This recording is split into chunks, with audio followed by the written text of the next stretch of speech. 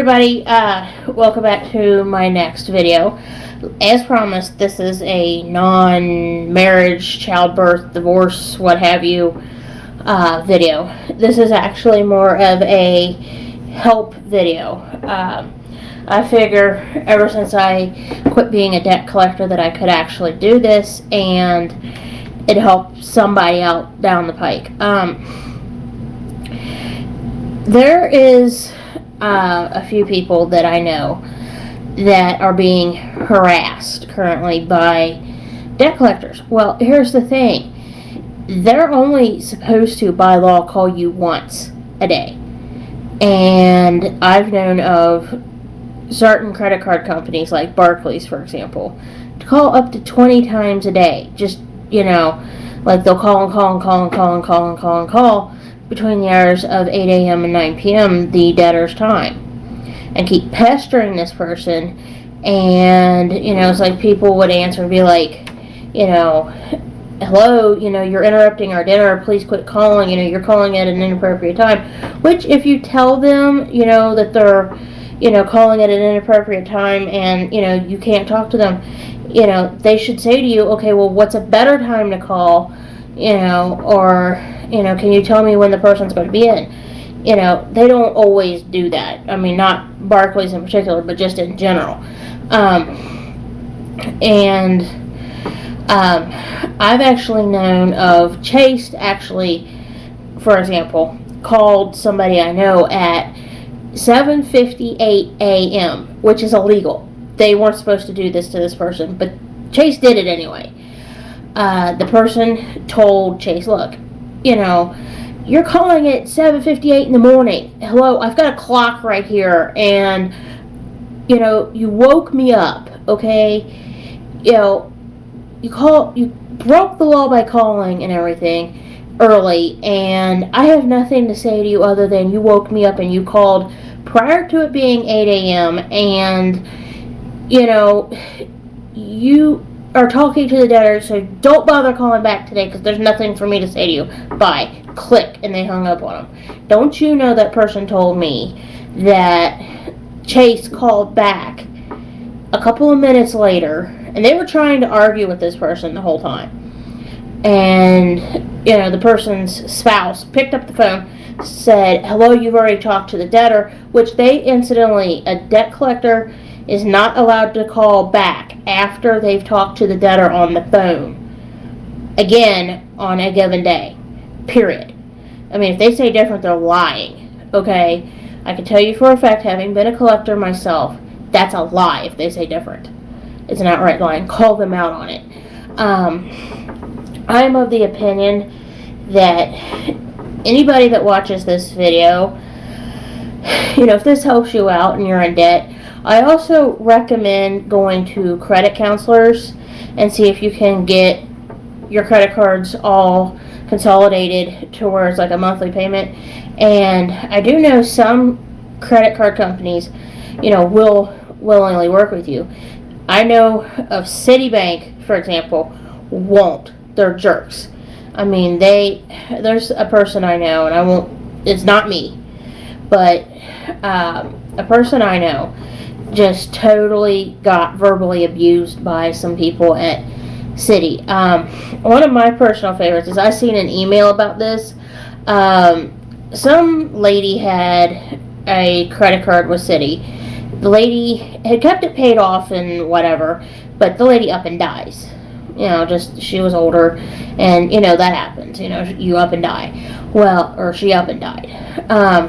Well, what happened is her family didn't get a chance to close the card. Citi kept tacking charges on, and then when she didn't pay, because obviously she was dead, they started harassing this woman's family. This idiot at Citi calls them and says, yeah, we'd like to speak to, this lady. And they're like, well, she's not available. Well, what would be a better time to get a hold of her? Never. Why? Because she's dead. That's why. And they said, well, what's a new address for her? And they gave her the address and the plot where she was buried in a cemetery. And they're like, that's a cemetery. Yeah, that's what we told you. She's dead. Figure it out. And eventually and it was like a $5 charge. They ended up this family, this deceased lady's family, ended up suing city for this and winning because, they refused to believe the fact that she was dead. I know for a fact that if you have a family member that died and, like, say they kept their credit cards paid off and, for example, it was with city, you have to send them a death certificate and let them know to close the accounts because, so-and-so's dead, and if they can't figure it out, because they can't read, because they're ignorant, then that's on them, but I would send it by certified mail so that way you can say, well, I know for a fact that they got it, and keep it, copy of the certified receipt that you get. And, so this way if you have to take them to court, you've got paperwork showing, hey, you did. Another related thing is,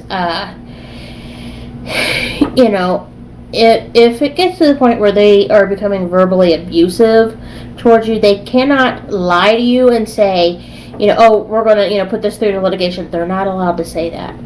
They're also, in certain states like Pennsylvania, Massachusetts, I believe Utah, if I'm remembering correctly, cannot talk to a debtor's spouse. Because that would be considered divulging information to a third party. Even if they give you authorization to do it, you're still not allowed to by law in that state.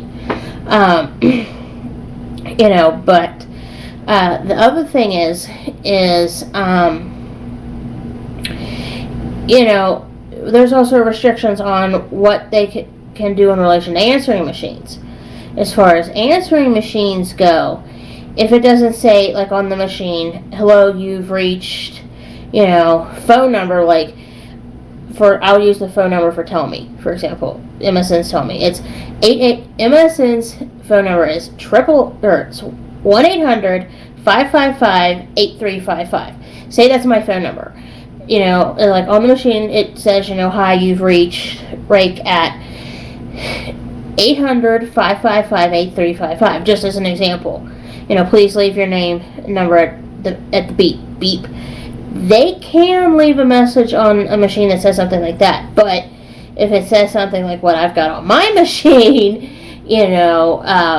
which it doesn't ID me, it doesn't ID, my phone number or anything, they can't. They're not supposed to.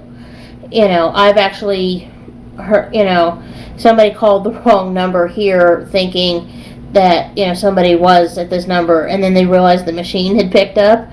When I played the message back, I was laughing hysterically at them. I'm like, my God, how stupid are you? Duh, But anyway, like I said, I wanted to just shoot this video and give you guys some pointers on, how to protect your credit. I'm going to expound a little more in a different video on this because since there's a restriction of 10 minutes per video, I'm going to pause here and come back and talk about some other related issues, okay? So hold on.